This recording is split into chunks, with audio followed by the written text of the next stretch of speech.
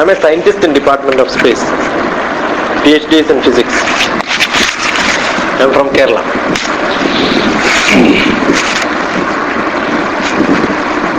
Acharam is a ritual.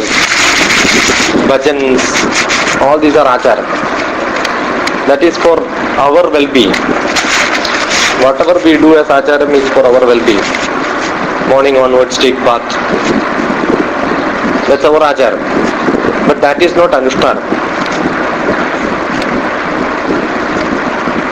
Because acharam is local. Anushtanam is universal. It is the truth. For example, for doing puja, the pujari takes bath. He don't wear shirt. He wear only one dhoti. That's an acharam. That is not Anushtanam. But as he enters inside, he gets the power to the deity. He chants mantra and then feeds the god, give ornaments to the god, dress the god well, and then praise the god, and then later ask the god to go. That's what he does. That is an Anushtanam. That is an Anushtanam. Throughout the world, Anushtanam remains same. Acharam keeps changing. For example, in Tamil Nadu and Kerala, the priest will not touch the people who comes. In Andhra, they touch everybody. In these South India, they don't wear shirt. But if you go to North India, they wear woolen sweater, socks, and then do puja. Same priest in Badrinath, who is from my native, from Payyanur. The Badrinath priest is from Payyanur. Even today. That belongs to one family and they are supposed to go to Badrinath and do puja. When he does puja in Badrinath, they may like to have chair.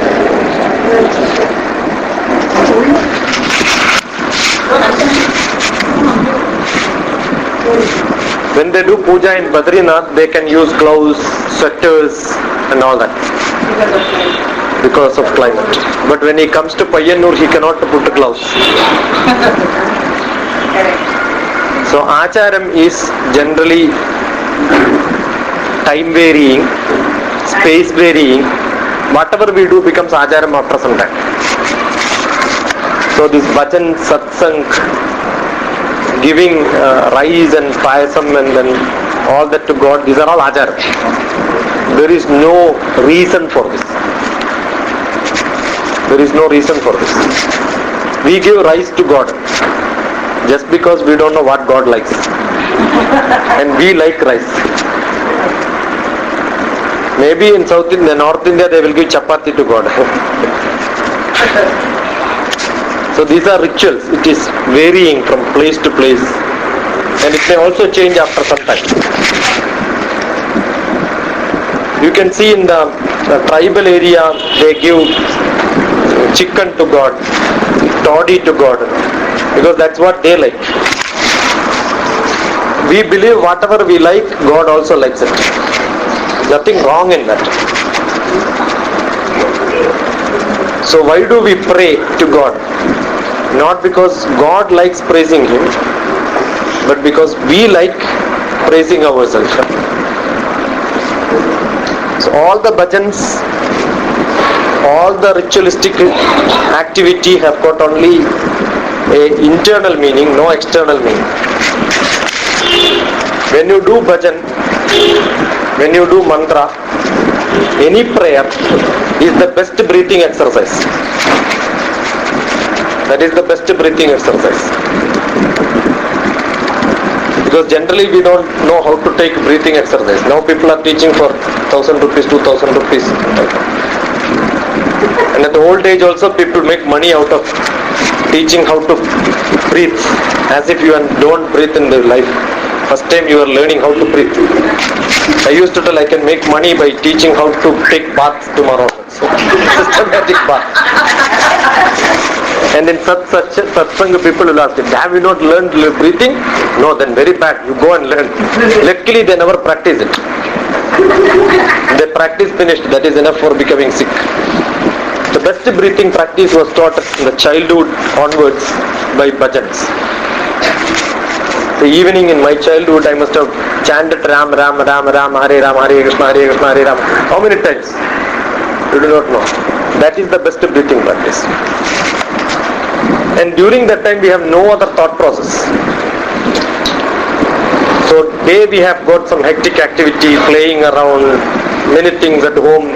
Somebody will be doing something, somebody will also be doing something else. But when you come back home in the evening, when you sit together and then pray, you have no other thought process, and everybody will have a rhythm together. You will understand the rhythm of your mother, brother, sister. Whole family will have a uniform rhythm. Whenever I think of my brother, I think of the evening chanting, because that is the time when we uniform. Sit together. Otherwise we don't meet each other. Early morning we go for our job, he may go for his job, but evening definitely everybody will come back, and then the prayer time we will meet. And unless you pray, you don't get food. That used to be the practice. But today that rhythm is not there. Therefore the relations also become that bad. You can fight, no problem. But at the time of prayer, you will sit together without fighting. And I don't think you can second chapter you cannot start after the prayer. You will forget about the fighting at all. You will never fight after the prayers. So at the end of the day you will forget whatever you have done, just because people sit together and then do prayer. So it has got a relation building. It has got a breathing practice. And we can remember number of words. How many words we will learn at the age of 6? How many words she will know now? How many words she will know by now at this age? Approximately how many words she will know? Doctor, no?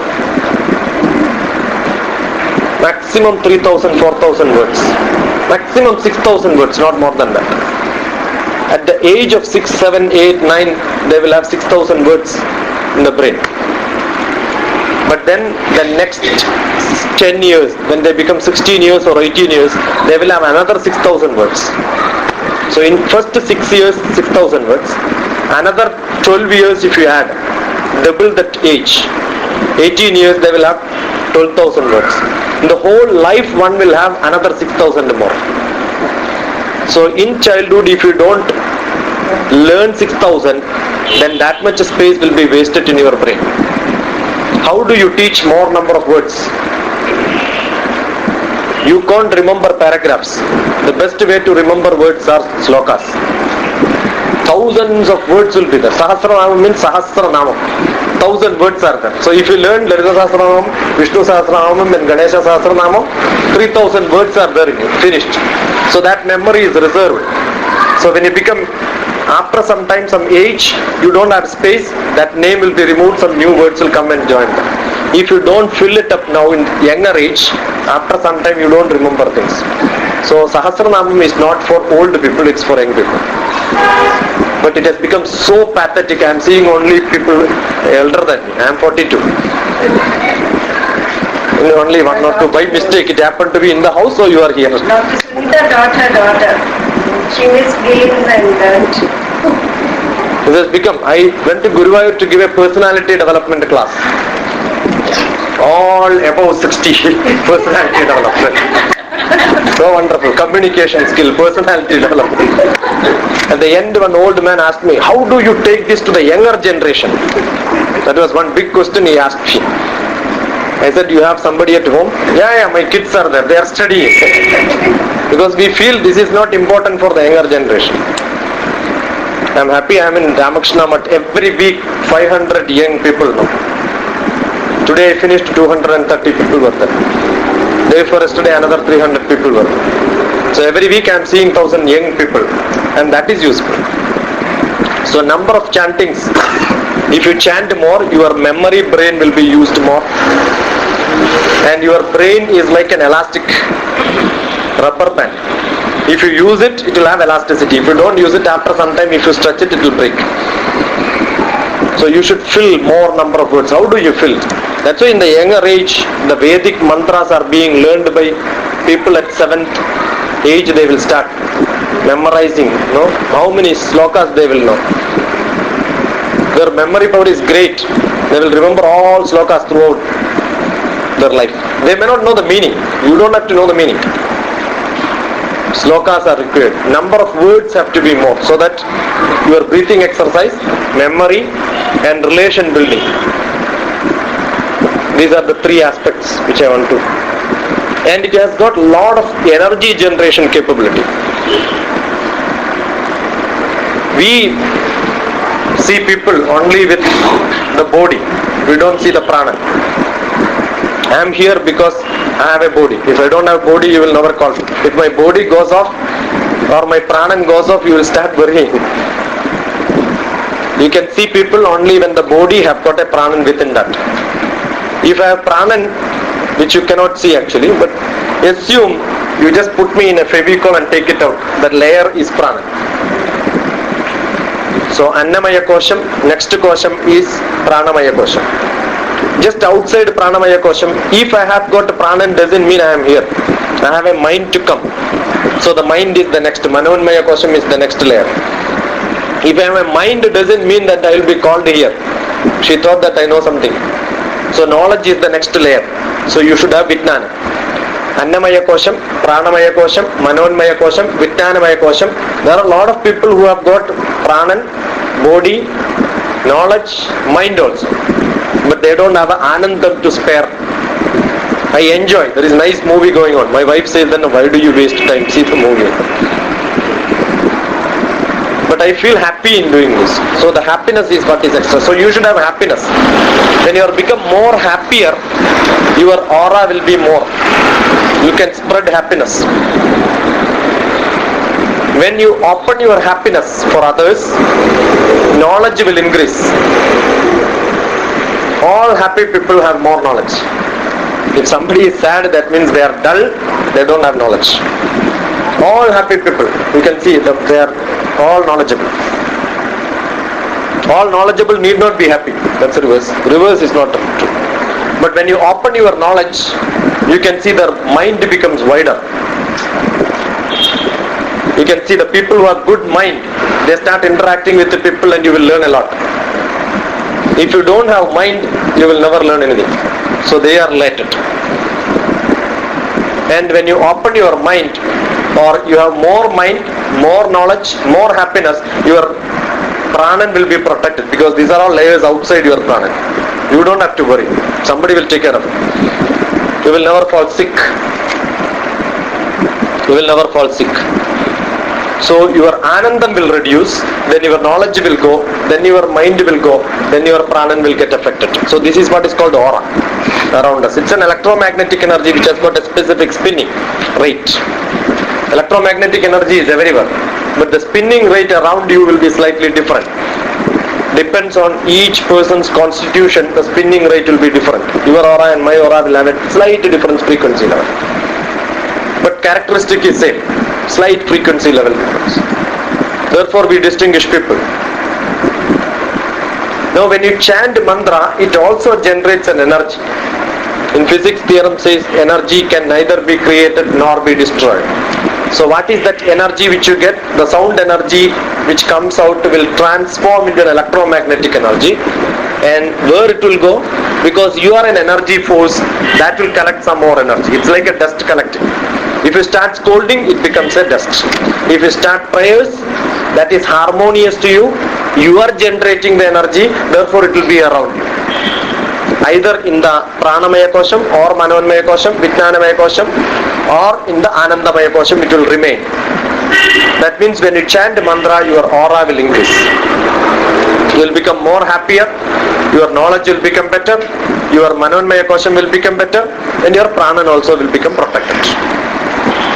That's why bhakti also have got different levels.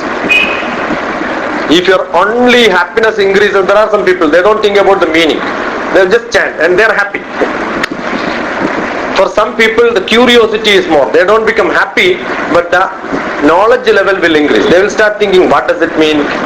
How does it come? Why is it happening? Start question. That's what Lord Krishna says in Bhagavad Gita. Artho jitnasur artharthi. Jnani. There are a lot of people who goes to him for different purposes. So he knows what for people are coming. And accordingly he will give you. Whatever you require, he may not give you. According to your character, you will act. This I don't want. But still we will ask. So he will think what you want. So all the prayers are like that only. Vairagya Siddhartham you will say, and you will ask for money. You will ask for education. Vairagya Siddhartham means I don't require anything. First you will say Vairagyam. I have got Vairagyam. Nothing I don't want. Then when he comes closer, we will start asking. So he knows people perfectly well. Nothing wrong. But he will never give you anything what you want. He will give you what he wants to give you. Things that you want. Because we think that with our knowledge, this is what we want. Our knowledge is very limited. We don't know what I want. So, this has got a different aspect. One philosophical aspect, spiritual aspect, physical aspect, your relation, social aspect, social aspect. And you have got intellectual aspect. You have got mind with respect to that different aspect. The more number of good words you learn, your mind will become cleaner and cleaner. Because you have only nice words with you. That's why when somebody gets irritated, they will say, oh, Ram, Ram. Because they don't know how to scold. They don't know how to say stupid. If you listen the word stupid in your life all the time, if you chant stupid 1,000 times, whenever you see something, you will say stupid. Instead of that, if you chant Ram, Ram, Ram, Ram 1,000 times, the first word comes out will be Ram, Ram only. So what do you chant? That becomes in your mind and that only will come out. So Chitta Shuddhi can be obtained only through chantings. So it have got a cleaning process. Whatever you speak comes from the mind. Vak, mana. Vak comes from manas. Where does the mind gets? Mind should see only good things. What is good thing in the world?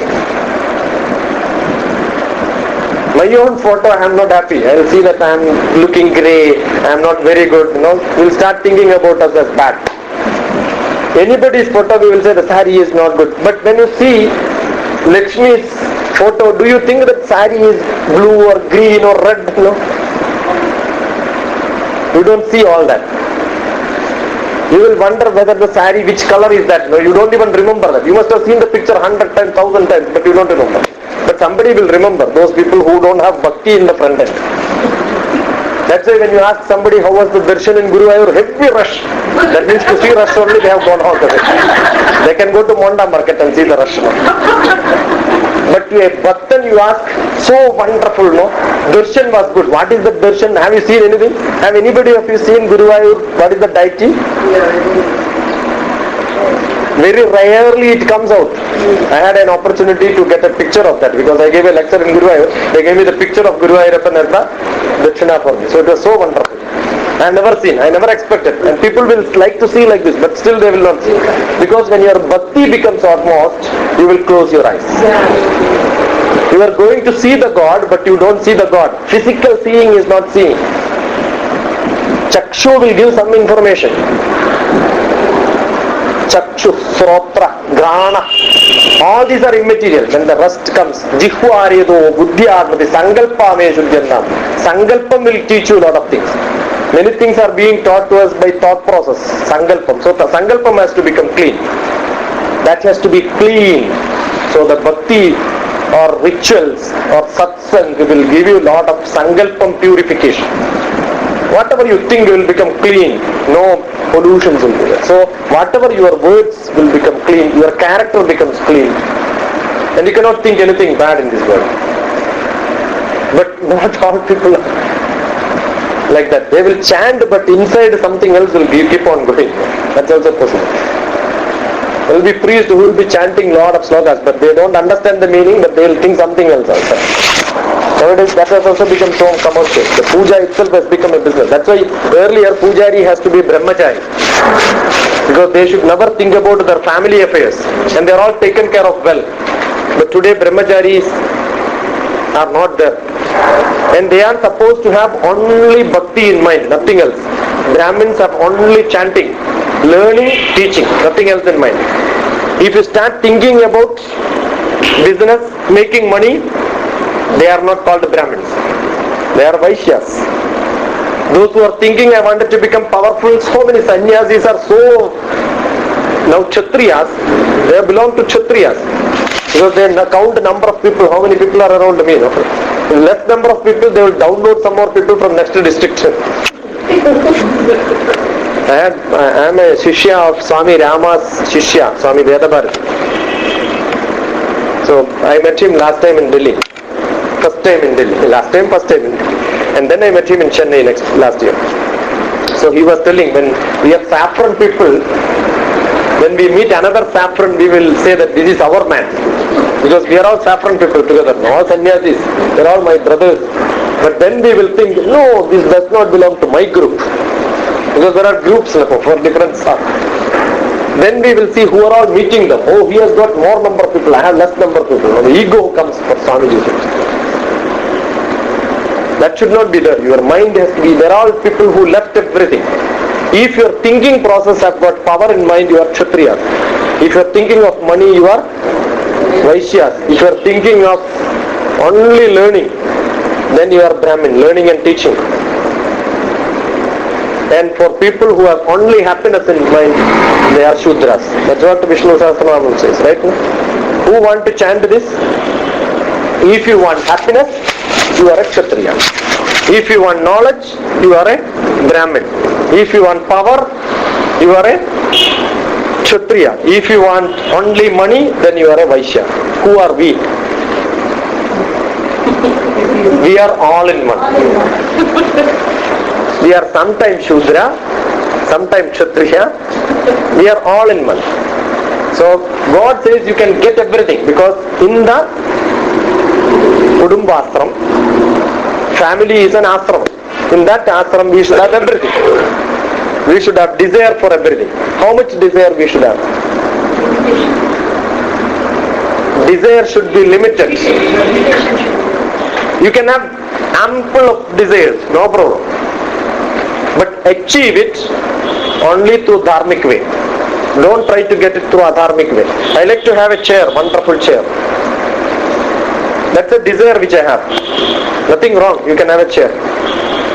I like to have a nice cushion chair, no problem. I need desire, kamam, can be satisfied only through dhanam. Dhanam doesn't mean money. That can be influence. She feels I am so poor, I should have a nice cushion chair. So next day she gives me a cushion chair at home. Joking. So now she presents me a nice cushion chair, so wonderful, like Raja. Will I be happy? Definitely I'll be happy. Don't think, you try, I'll be happy. But the problem is, I told to many people here, all of you heard, she gave, but you also gave me a chair next day. Will I be double happy? No. Saturation comes. Only I can sit in one chair, and I don't want anybody else to have another similar chair in my house. Or better chair. I like a red shirt. You give me a red shirt, I'll be happy.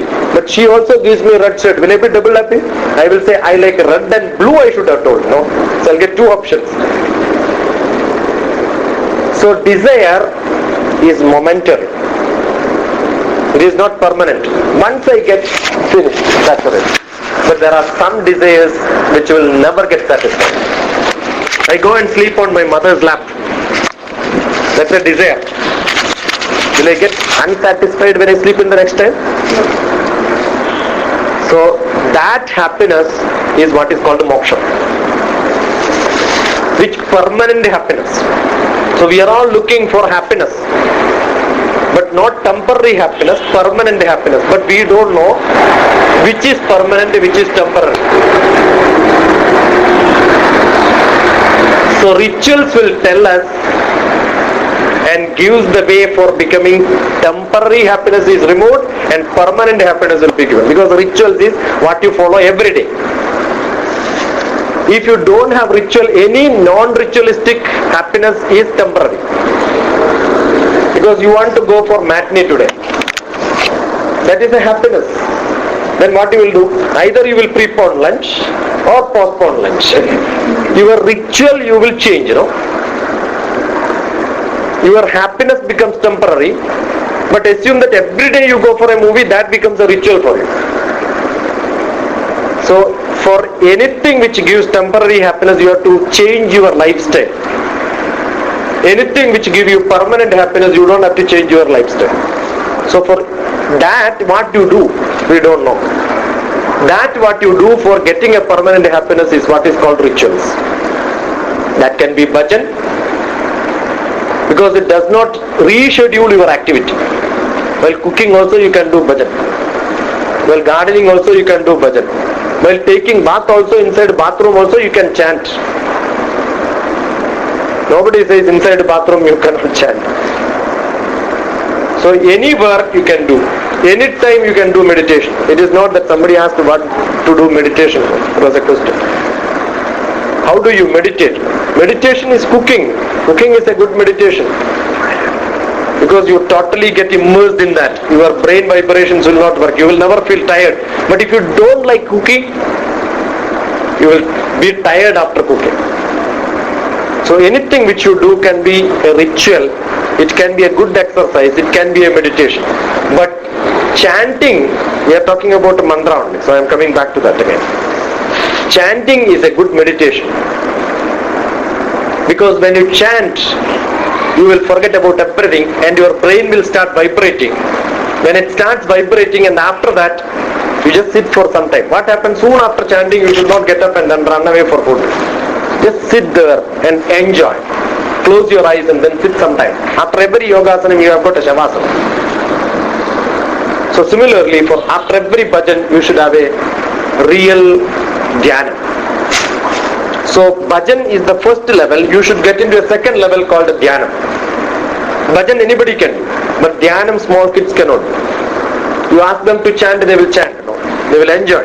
But then ask them to close, they cannot. They will open the eyes and then see what's happening.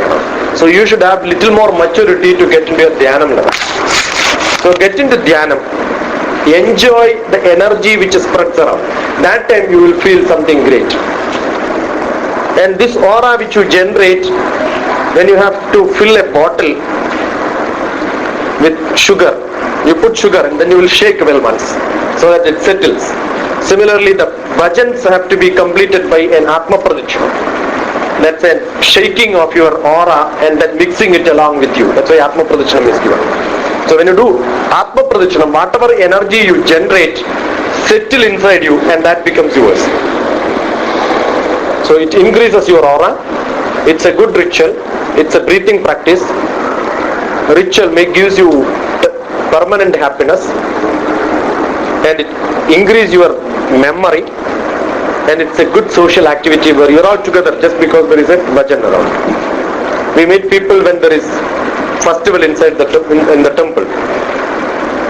Otherwise we don't even go. So every ritual is to mix people together, join together, building relations. So this is what, as an introduction, I have just spoke more than 30 minutes. No, I am not tired, don't worry.